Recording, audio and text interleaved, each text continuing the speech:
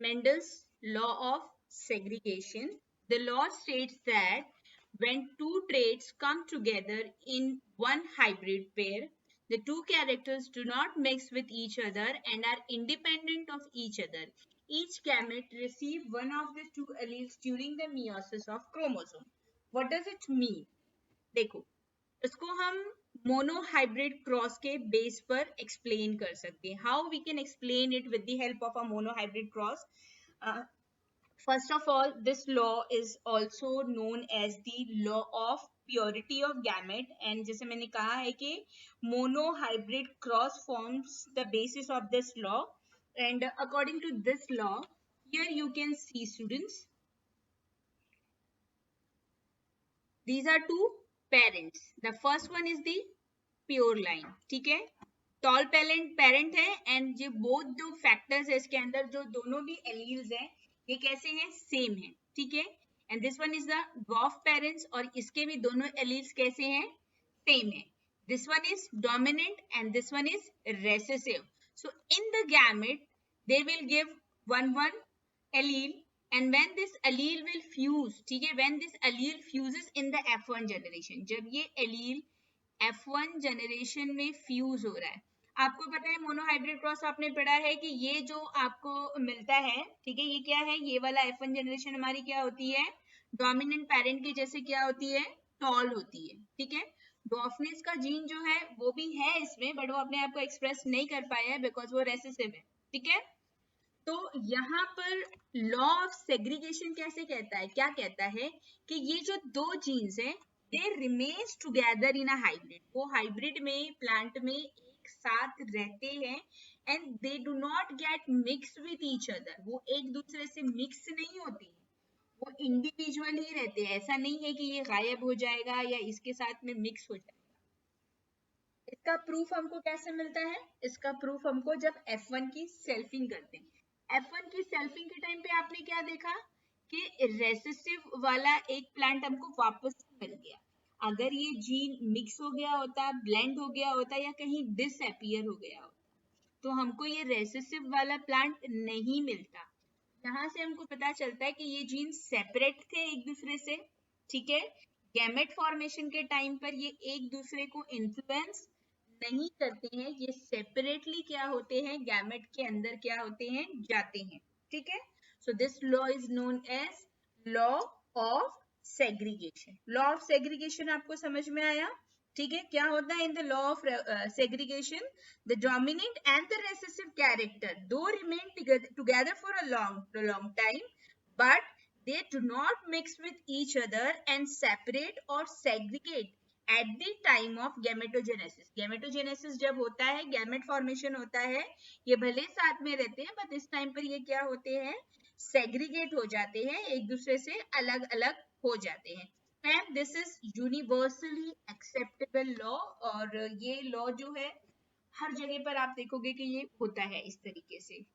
I hope it is clear to you. अगर exam में कभी आपको लॉ ऑफ सेग्रीगेशन आता है, what you need to do, you are suppose to write the definition. ये definition है उसका, and then you have to explain the monohybrid cross. ये मोनोहाइब्रिड क्रॉस ही आपको एग्जाम्पल करना है. So if you are done with your monohybrid question, अगर आपने मोनोहाइब्रिड कर दिया है तो लॉ ऑफ सेग्रीगेशन भी आपके लिए बहुत ईजी हो जाएगा because the cross is same in both the cases. Now we will study the back cross and test cross. ये मेंडल के जरिए परफॉर्म करे गए दो क्रॉसेस थे जिनको हमको समझना है. एग्जाम पॉइंट ऑफ व्यू से ये बहुत ज्यादा इंपॉर्टेंट है. And back cross and test cross के बीच का जो डिफरेंस है वो आपको काफी अच्छे से समझ लेना है because many times students get confused between the back cross and test cross. बहुत ही छोटा सा डिफरेंस है ये and it's very easy to understand. Back cross क्या होता है हम लोग वो पढ़ेंगे, and then after that we will study what is test cross. So what is written? The two type of experiment performed by the Mendels are back cross experiment and the test cross experiment. So the first one is the back cross. So before explaining the back cross, थोड़ा सा हम लोग ये example से हटके जो हमने हमारा मोनोहाइब्रिड क्रॉस का एग्जाम्पल किया है, I will take that example again so the things will be more clear to you. उसको एक्सप्लेन करने के बाद में I will explain this example to you, तो आपको ये भी अच्छे से समझ में आ जाएगा. What we are doing in the Mendel's monohybrid cross, we are crossing the two pure line parent. ठीक है, कैपिटल T, अगर हम हाइट की बात कर रहे हैं यहाँ पर तो ठीक है, we are crossing two pure line parent. ठीक है, one is dominant and another one is the recessive. Which one is dominant? This one. ठीक है, tall plant is dominant and this plant is recessive. ठीक है, gamete में क्या होगा, gamete में यहाँ से हमको क्या मिलेगा, डोमिनेंट जीन मिलेगा गैमेट में, and from here we will get the recessive gene. ठीक है, what we will get in the F1 generation, F1 generation का रिजल्ट हमको क्या मिलता है, F1 जनरेशन में सारे प्लांट्स जो होंगे वो क्या होंगे, टॉल होंगे. ठीक है, all the plants will be tall. See, capital T and small t. ठीक है, but this is hybrid, this one is the hybrid. मैं यहाँ पर लिखती हूँ इसको capital T and small t. This one is the hybrid. ये क्या है, हाइब्रिड है. What we are doing in the back cross, back cross में ये जो F1 इंडिविजुअल मिलता है, ये जो F1 हाइब्रिड मिलता है, इसको क्रॉस कराया जाता है with one of the parent. ठीक है, ये हाइब्रिड की क्रॉसिंग दोनों में से किसी भी पेरेंट से हो सकती है, या तो डोमिनेंट वाले पेरेंट से, ठीक है, और कैपिटल T है ये. ठीक है, here also, or the crossing of the hybrid with the recessive parent is known as back cross. ठीक है, समझ में बैक क्रॉस किसको बोलते हैं. Now we will read the definition. When F1 individual, see here it is F1 individual, are crossed with one of the two parent, दोनों में से किसी भी parent से, either with, ये एग्जाम्पल हम ले रहे तो यहाँ से हम करेंगे, either with the dominant tall और recessive short. ठीक है, from which they have been derived. ये कहाँ से आए हैं, पेरेंट से आए ना, इन दोनों से. इनमें से अगर किसी से क्रॉस करवाते हैं, then such cross is known as the back cross. But what is test cross? Test cross में क्या होता है, टेस्ट क्रॉस में ये जो हमारी F1 हाइब्रिड होती है, ठीक है, या तो F1 हाइब्रिड को, या फिर आगे अगर आपको F2 जनरेशन याद होगी मेंडल के मोनो हाइब्रिड क्रॉस की, तो आपने क्या देखा था, F2 जनरेशन में हमको 4 प्लांट्स मिलते हैं, जिसमें से 2 प्लांट्स जो थे वो कैसे थे, हाइब्रिड थे. एक प्लांट जो था वो क्या था, डोमिनेंट था, और एक प्लांट जो था वो कैसा था, रेसेसिव था. ठीक है, this is what we got in the F2 generation. तो दिखने में फिनोटाइपिकली क्या था हमारे पास में, 3:1, 3 टॉल एंड 1 ड्वार्फ है. ड्वार्फ तो देखते ही हमको समझ में आ जाता है कि इसके दोनों जो जीन्स है, ड्वार्फ में कैसा है, both the genes are recessive. That's why it is small. Dwarf in height, यानी कि इनका जीनोटाइप हमको पता है, अंडरस्टूडेबल है ये, कि ये क्या होगा, small t and small t ही होगा. बट यहाँ पर जो 3 टॉल है, फिनोटाइपिकली हमको वो टॉल दिख रहे हैं, बट उनका जीनोटाइप क्या है, या तो कैपिटल T हो सकता है, या फिर कैपिटल T स्मॉल t भी हो सकता है. सो टेस्ट क्रॉस में क्या होता है, टेस्ट क्रॉस हम लोग बेसिकली करते क्यों है, टेस्ट क्रॉस इसलिए किया जाता है ताकि हम जीनोटाइप पता कर सके F2 जनरेशन का, कि वो प्योर लाइन है या फिर हाइब्रिड है. सो यहाँ पर ये आइडेंटिफाई करने के लिए जो हमारी F2 या F1 जनरेशन होती है, इसको हम लोग हमेशा क्या करते हैं, रेसेसिव पेरेंट से ही क्रॉसिंग कराते हैं, डोमिनेंट पेरेंट से क्रॉसिंग नहीं होती है. ठीक है, so what is test cross? Test cross is the crossing of dominant और हाइब्रिड या अननोन जो हमारा जीनोटाइप होता है with the homozygous recessive plant is known as the test cross. Why we are doing it? अभी आपको और clear समझ में आएगा कि हम यहाँ पर रेसेसिव प्लांट ही क्यों लेते हैं for the test cross. Let me erase it first, then I will explain you.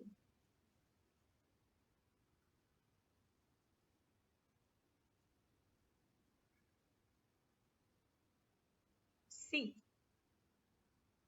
अगर यहाँ पर हम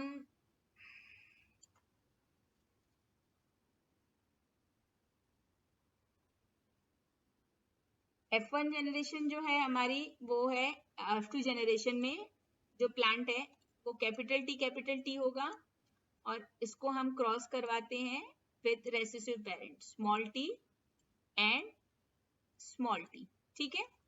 तो ये क्या देगा, इसके पास में सिर्फ एक ही टाइप की एलील है ना कैपिटल टी, तो ये हमेशा क्या करेगा कैपिटल टी ही कंट्रीब्यूट करेगा। एंड यहाँ पर इसके पास में भी एक ही टाइप की एलील है तो ये भी क्या करेगा कैपिटल टी। सो ये सारे प्लांट कैसे रहेंगे, टॉल ही मिलेंगे। समझ में आ रहा है, ये सारे प्लांट क्या होंगे हमारे टॉल होंगे, ठीक है। और अगर हाइब्रिड होता है, हाइब्रिड में क्या होगा capital T and small T होगा F2 जनरेशन के प्लांट में, और इसको जब हम लोग रेसेसिव पेरेंट के साथ में क्रॉस करवाते हैं, since it is having two type of allele, तो गैमेट में क्या होगा या तो कैपिटल टी आ सकता है या फिर गैमेट में क्या आ सकता है स्मॉल टी भी आ सकता है। So here it is having only one type of allele, तो ये हमेशा क्या करेगा स्मॉल टी ही क्या करेगा कंट्रीब्यूट करेगा। अगर ये दोनों कंबाइंड होते हैं, if this two will combine we will get capital T and small t, ठीक है, टॉल प्लांट। लेकिन अगर ये दोनों कंबाइंड हो जाते हैं तो हमको क्या मिल जाएगा शॉर्ट प्लांट मिल जाएगा। तो आफ्टर क्रॉसिंग 1 और 2 टाइम्स और 3 टाइम्स हमको कभी ना कभी तो एक डॉफ प्लांट मिल जाता है अगर ये कैसा है हाइब्रिड है तो।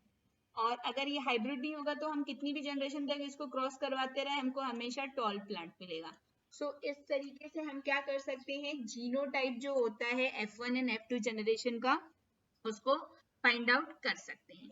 तो टेस्ट क्रॉस हम किस लिए करते हैं, टेस्ट क्रॉस मेंडल ने क्यों किया था, to identify the genotype of a F1 generation and F2 generation. So I hope back cross and test cross is clear to you. Back cross क्या होता है, crossing of the F1 and F2 individual, F1 individual with the either of the parent, and test cross में क्या होता है crossing with the recessive parent। हमेशा crossing किसके साथ की जाती है, recessive parent के साथ में की जाती है, क्यों की जाती है, ताकि क्या किया जा सके उसके जीनोटाइप को क्या किया जा सके आइडेंटिफाई किया जा सके। हियर आपकी बुक में यही डायग्राम दिया हुआ है test cross and back cross के लिए, ठीक है।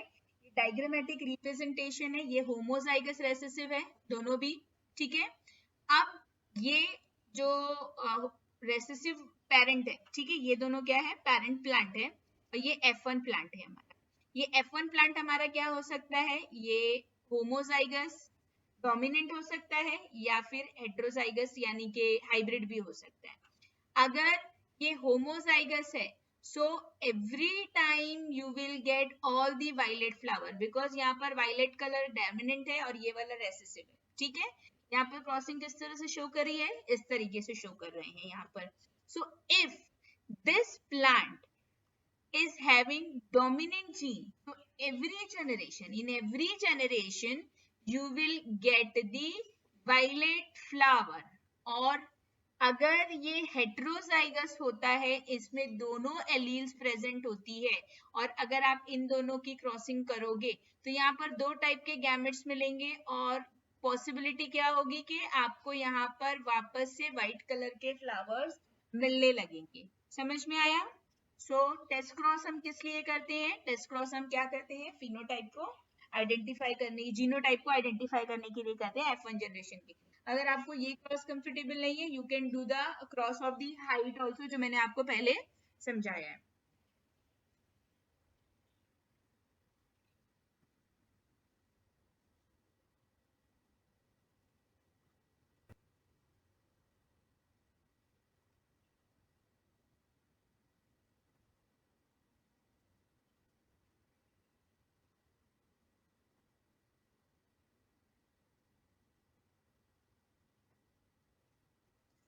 Deviations from Mendelian genetics.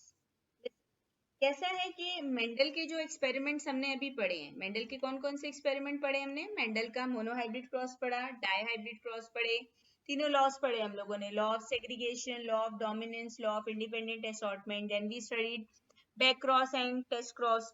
तो मेंडल के सारे एक्सपेरिमेंट्स के बेस पर एक जनरलाइजेशन थी, कुछ चीजें थी उसके एक्सपेरिमेंट के बेस पर जो मेंडल ने बताई। मेंडल ने क्या बताया? मेंडल ने बताया कि जो सिंगल ट्रेट होता है, जैसे कि अगर हम लोग हाइट की बात करें, जैसे कि हम हर एग्जाम्पल में हाइट की बात करें, तो यहाँ पर भी हम लोग हाइट की बात करते हैं। तो जो सिंगल ट्रेट है वो सिंगल जीन जो होता है, ये देखो सिंगल जीन है, एक सिंगल ट्रेट है, उसके को कौन कंट्रोल कर रहा है? सिंगल जीन करेक्ट कर रहा है, ठीक है।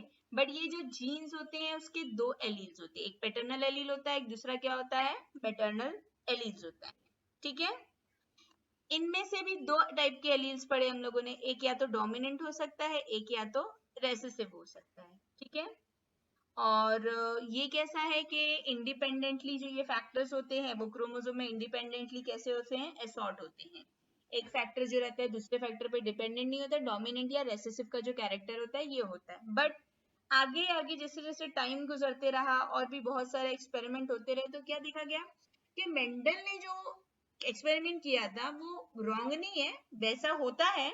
बट कुछ जगहों पर बहुत सारे ऐसे केसेस भी मिले, बहुत सारे एनिमल्स में और इंडिविजुअल में क्या देखने के लिए मिला कि ये मेंडेलियन जेनेटिक्स के अलावा भी कुछ फिनोमिनन है जो फिनोटाइपिक एक्सप्रेशन को क्या करते हैं? मॉडिफाई करते हैं।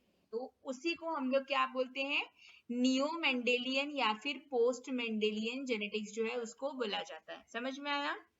टाइम के साथ क्या पता चला कि इनहेरिटेंस के लिए मेंडल ने जो बताया उसके अलावा भी बहुत सारे अलग अलग तरीके से क्या होता है, अलग अलग पैटर्न्स है इनहेरिटेंस के, और इसी डेविएशन को हम लोग क्या बोलते हैं? नियो मेंडेलियन जेनेटिक्स बोला जाता है। So it was observed that the phenotypic expression of a gene can be modified or influenced by the other gene.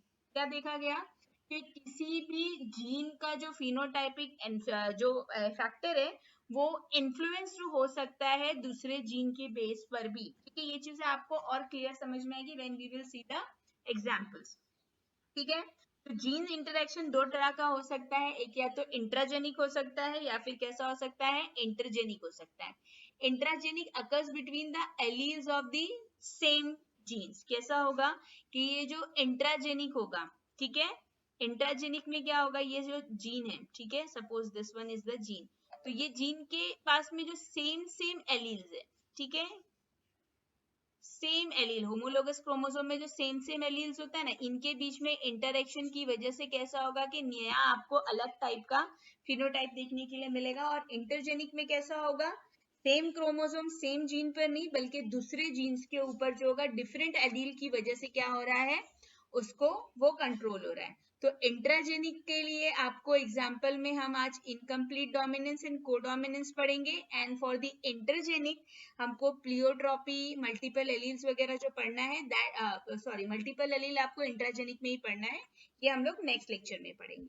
So the first is the incomplete dominance. What is happening in the incomplete dominance? The definition of the incomplete dominance is the genetic situation when one gene for a characteristic trait does not completely dominate over the another gene for the same characteristic trait, and the result is the characteristic that trait that is midway between the two. मतलब क्या है इसका? आपको मैं समझाती हूँ।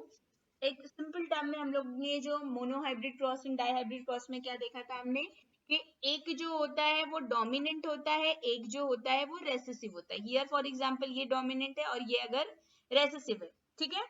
तो जो हमको F1 जनरेशन मिलती थी वो हमेशा डोमिनेंट मिलती थी, बिकॉज डोमिनेंट जीन क्या करता था? रेसेसिव के कैरेक्टर को एक्सप्रेस नहीं होने देता था। But here what is happening in this character? एक बिल्कुल ही नया ट्रेट आ जाता है। रेड कलर का फ्लावर जब व्हाइट कलर, एग्जांपल इसके लिए क्या है? मिराबिलिस चैलापा, ये फ्लावर का एग्जांपल है। So here what is happening when red color flower is crossed with a white color flower, ठीक है। रेड कलर के फ्लावर को जब हम व्हाइट कलर के फ्लावर से क्रॉस करते हैं तो मेंडल की जेनेटिक्स के हिसाब से हमको ये सारे रेड कलर के मिलने चाहिए, ठीक है। बट ये रेड नहीं मिलता है हमको, यहाँ पे एक नया फीचर मिल जाता है। कौन सा कलर मिलता है? Pink colour. पिंक कलर क्या है? It is a intermediate between the white and red colour. So यहाँ पर एक तरह से दिमाग में ये भी क्वेश्चन होता है कि जीन्स ब्लेंड हो गए, मिक्स हो गए हैं, इस वजह से बीच का कलर मिल रहा है हमको, पिंक कलर मिल रहा है। बट जीन्स मिक्स या ब्लेंड नहीं होते हैं बिकॉज हम लॉ सेग्रीगेशन में पढ़ चुके हैं which is universally acceptable law. यहाँ पर जब F1 जनरेशन को ये पिंक कलर के फ्लावर की सेल्फिंग की जाती है, ठीक है, RW, अगर यहाँ पर मैं आपको क्लियर ऐसा लिख करके दिखाती हूँ, this is RW is crossed with again RW, यानी कि ये दोनों pink colour flower is again crossed with the pink color flower. So यहाँ पर दो टाइप के गैमेट्स बनेंगे, R W, and same will be here also, R W, ठीक है। आगे यहाँ पर आप देख सकते हो पुनेट स्क्वायर दिया हुआ है, R W इसका लिखा हुआ है, ये वाले फ्लावर का R W। तो यहाँ पर आप देखो रेड एंड व्हाइट कलर के फ्लावर वापस से रीअपियर हो गए, दिख रहा है आपको स्टूडेंट्स? यहाँ पर क्या हो गया, रेड एंड व्हाइट कलर के फ्लावर्स रीअपियर हो गए और दो हमको क्या मिला है, पिंक फ्लावर मिला। मोनोहाइब्रिड क्रॉस में हमने क्या देखा था, the ratio was 3:1, 3 tall and 1 डॉफ, but यहाँ पे हमको क्या रेशो मिलता है, 1:2:1, जो कि मेंडेलियन जेनेटिक्स से कैसा है, बिल्कुल अलग है। और यहाँ से व्हाइट एंड रेड फ्लावर वापस से मिलने से ये बात भी प्रूफ हो जाती है कि जीन्स जो है वो मिक्स नहीं हुए हैं। यहाँ पर इनहेरिटेंस पैटर्न कैसा है, लॉ ऑफ डोमिनेंस यहाँ पर नहीं हो रहा है, एक जो है वो डोमिनेंट नहीं है। यहाँ पर हमको मतलब दोनों कैसे हो रहे हैं कि पार्शियली डोमिनेंट हो रहे हैं, तो this is known as the incomplete dominance, ठीक है।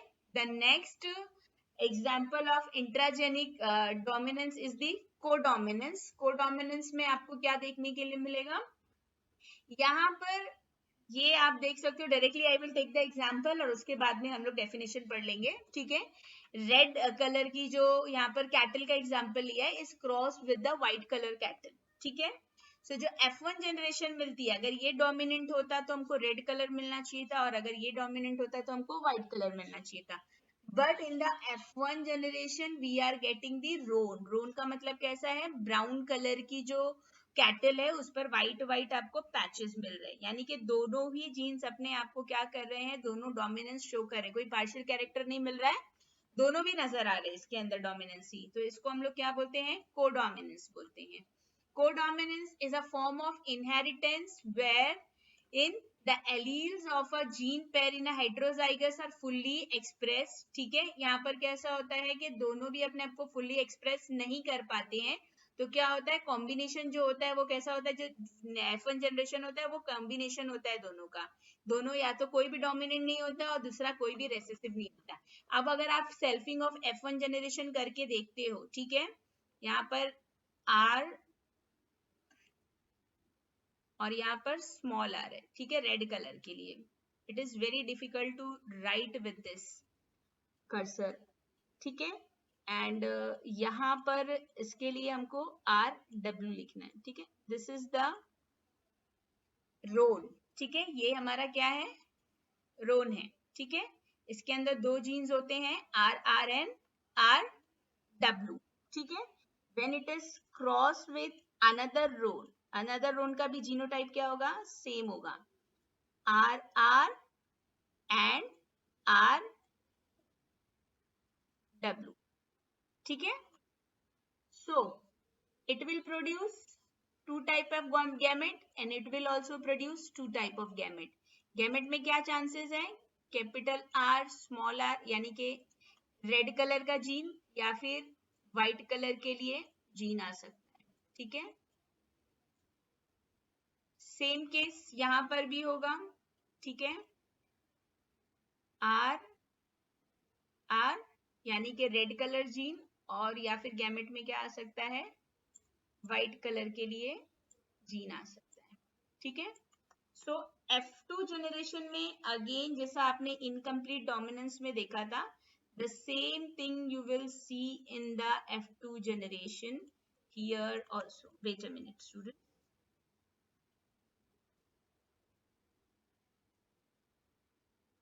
what you will see in the F2 generation, simply here I will write small r and W because it is difficult to write the entire term with a cursor. So small r and W. In here also small r and W. Okay. अगर ये दोनों combined हो जाते हैं R R, ठीक है, so you will get red color. Here we will get red color RW. Again we will get roll R W roll, and if it is W and W, we will get white. So here also what we are getting, phenotype 1:2 and 1. So this is the example of codominance.